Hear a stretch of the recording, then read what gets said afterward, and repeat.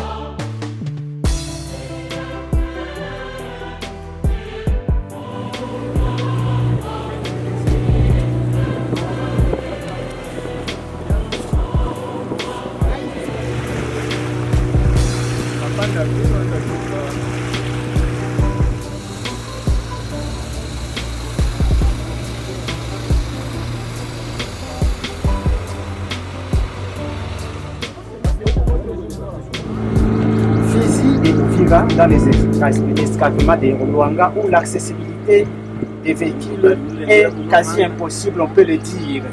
Qu'est-ce qu'on peut savoir de ce qui peut être fait pour résoudre ces problèmes techniquement? Merci pour la parole. Je vais rappeler que cette étude, il y a une sollicitation de faire l'étude de cette route depuis plus d'une année et demie, pas 2 ans. Donc on a fait l'étude qu'on a présentée depuis à qui de droit. Alors aujourd'hui, je trouve encore une bonne occasion d'expliquer le tronçon sur lequel concerne l'étude. C'est à partir de Kibongo jusqu'à Monene. Nous avons un linéaire total de 1 km, 16 km, avec un tronçon très critique. Ça veut dire submergé d'eau qui s'étend sur au moins 9,5 km. Alors, la route n'est pas praticable comme vous l'avez observé vous-même avec la visite que nous avons effectuée. Nous sommes des témoins oculaires. Alors, pour la faisabilité, pour les travaux à faire, nous devons restaurer la route qui existait avant. On doit faire un rechargement sur une largeur de 6 mètres avec une hauteur d'une moyenne de 2 mètres afin de mettre la route ou la chaussée hors eau. Ça veut dire qu'après ce rechargement, l'eau ne pourra plus attaquer la route. Alors le talus qui se trouvait sur le bord du lac sera protégé par des roches pour que la route ne parte plus. Parce que si le talus n'est pas protégé, les eaux qui s'abattent toujours sur le talus peuvent encore l'emporter. Bon, voici grosso modo ce que nous allons faire. Bon, il y a certains endroits, quand on regarde, on trouve qu'il y a les roches qui sont dures. On a tenté de dynamiter certains endroits. On s'est dit, par rapport à cette dureté de la roche, les gens disent qu'on peut faire des tunnels, d'autres qu'on peut faire, soit monter sur la colline. Avec ça, que dites-vous? Notre étude a porté sur la restauration de la route telle qu'elle existait avant. Ça, nous allons essayer de déblayer pour s'élargir au niveau de la colline, dans le talus, quand sera possible. Là où la roche a été difficile à dynamiter par le passé, ça veut dire nous allons restaurer la route, essayer d'élargir. Si la profondeur du lac n'est pas très grande au niveau de la route, on pourra essayer de restaurer sur le lac, tout en insistant sur la protection avec ces roches, le blocométrie qu'on va mettre afin de protéger la route et de protéger le talus. On ne va pas faire les tunnels, on ne va pas passer sur la colline non plus. Parce que là, ce serait trop cher et le financement serait vraiment quasi impossible. Et s'il y aurait ce financement, c'est faisable donc?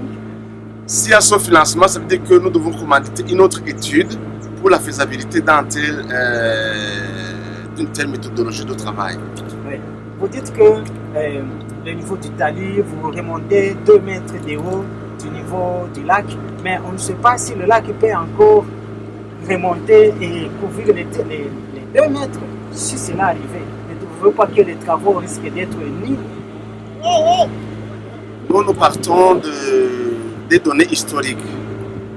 Les données historiques nous montrent que le niveau que nous avons ici, il est proche du niveau qui a été atteint pendant les dernières années. Ça veut dire que ça reste toujours notre référence. Si une fois que l'eau remonte beaucoup plus haut, ce sera un effet climatique, une catastrophe naturelle, nouveau à gérer autrement. Wangu d'abord nashukuru DPLIS kufuatana hii descente tunafanya avec honorable Misare, honorable Tufin, avec entreprise SEK yenye iko najenga barabara route numero 5 na tumefanya descente mu Luanga. C'était avec comme objectif kuangalia shida ya Luanga na kuangalia nini inaweza fanyika en termes de projet kwa juu barabara ijengwe. Nous en tant que shirika jipya la kiraia vraiment tunasaliwe sana et tunaencourager les honorables Théophile, honorable Théophile et Misare pour cette descente itasaidia kutupa maintenant espoir par rapport na shida yenye miaka yote tunaendelea kulalamika pour quand même batu wako napita isaidie parce qu'il faut quand même rappeler kama ni passage stratégique entre le territoire d'Uvira, la ville d'Uvira ainsi que le territoire de la ville de Kananga. Yani kwa mwono wako hii matembezi yenu itatuma tuanze tegemea kama hii barabara ama tronçon ya Luanga itajengwa? D'abord c'est un espoir dans le sens que ni espoir, ni matumaini kwa sababu leo il y a de grandes personnalités, des députés nationaux et walichaguliwa Fizi ya Uvira wanafanya descente et que wako au niveau central et itakuwa maintenant temps ya rencontrer maintenant les autorités nationales kwa jua kuwa expliquer maintenant situation ya barabara et effectivement tuko na entreprise SEK pour que tuangalie à leur niveau batapouse kuangalia kisi barabara inaweza. C'est vrai, il faut peut-être kujua itakuwa kesho, mais d'abord c'est une étape ya kwanza constant et puis na banaona yenye batu kuna teseka. Maintenant partout la mazungumzo kuendelea kukuse inanasi kuendelea kila siku kubaita na waza tuko na imani kwamba inaweza kuwa mena devoir ya kupata espoir maintenant ya kupata barabara ya Luanga ni watu wanalipa kila siku. Ana shida gani inayo? Shida haiko tena siri kisi uko naona tulifanya descente na uko naiona kwamba hakuna passage. Or tuko na ni axe stratégique entre Fizi, Baraka, Uvira ville comme territoire. Na leo hakuna magari kunapita, magari ziko nazama. Or ni njia yenye ville Baraka na Fizi ndio njia inaenda mpaka Kalemi. Na waza kama si le ministre des ITP anaweza prendre conscience par rapport na ma proposition itapewa na honorable Benelisa tuko na represent, inaweza kuwa ni solution rapide kufuatana na makeso kwa adresse na itafungula njia kabambi par rapport ya kupata accès facile ya Kalemi ya Baraka na Fizi. Ajema hapa imesha kufanyika hapa. Haiko turu ya kwanza, piteke le bileko ya mrefu sana. Apare maafa il faut se compter combien magari za mingi sana tena sana zinaendelea kuzama et ça même être assisté. Donc nawaza kwamba c'est l'occasion même les députés bataweza tusaidia que avec comme bako na role ya kufanya maplaidoyer aux autorités kuangalia wale watu washakapoteza washakufa na washapoteza kuangalia wanaweza kuindemniser par rapport na achat ya hii hali ya barabara parce qu'il faut qu'on rappelle kama ina revenir pour autorité étatique kujenga barabara pour l'intérêt de la population et tant que ba porte-parole ya raia c'est l'occasion maintenant yenye itawapa kuangalia kuna autorité na kuambia inaweza fanyika job sauver les vies humaines na kusaidia maisha. Nous avions rencontré le ministre des ITP avec un seul objectif de faire d'abord pour la reprise effective des travaux sur la RN5, tronçon Kavivira, port de Kalundu, mais aussi sur la restauration et la circulation sur le tronçon Luanga, qui est un tronçon à problème qui nous a déjà coûté des vies humaines. Beaucoup d'engins sont partis, des marchandises sont parties sur ce tronçon. Et c'est dans ce cadre que nous avions décidé de faire Uvira pour nous enquérir de près avec nos confrères ici de l'entreprise EIS-EK. Je vois à côté de nous, il y a aussi les acteurs de la société civile. Et après cette descente, nous allons faire un rapport sur ce que nous avions vu comme situation ici. Je pense que ces derniers temps, il y a plus de véhicules qui traversent ces tronçons. Nous avons aussi un véhicule. Le constat, c'est que ce tronçon est impraticable. Les véhicules qui prennent les risques de traverser ici, ils se mettent en danger. Vous avez vu, comme moi-même, les véhicules qui ont traversé, ces véhicules traversent dans quelles conditions? Vous avez vu un véhicule abandonné de l'autre côté, du côté Makobola. Notre rôle, après avoir fait ce constat, notre rôle est d'aller rencontrer une fois de plus l'autorité, le ministre des ITPR, pour qu'il y ait une intervention rapide. Il faut que le gouvernement débloque le moyen. Et ça, c'est le rôle que nous devons jouer comme députés. Nous devons faire pression au gouvernement pour que les travaux commencent ici avant longtemps. Sinon, nous allons continuer à enregistrer des morts, nous allons continuer à perdre nos enjeux ici et pourquoi pas des marchandises. L'honorable, ce n'est pas la première fois que le problème de la construction, la question de la construction de cette route soit discutée et au niveau de l'Assemblée nationale et provinciale. Et qu'est-ce qui va rassurer vraiment la population que cette fois-ci que vous allez faire la même chose? Bon, je crois que le ministre des ITPR, l'honorable John Banza, c'est un monsieur sérieux. C'est un monsieur qui tient souvent à sa parole.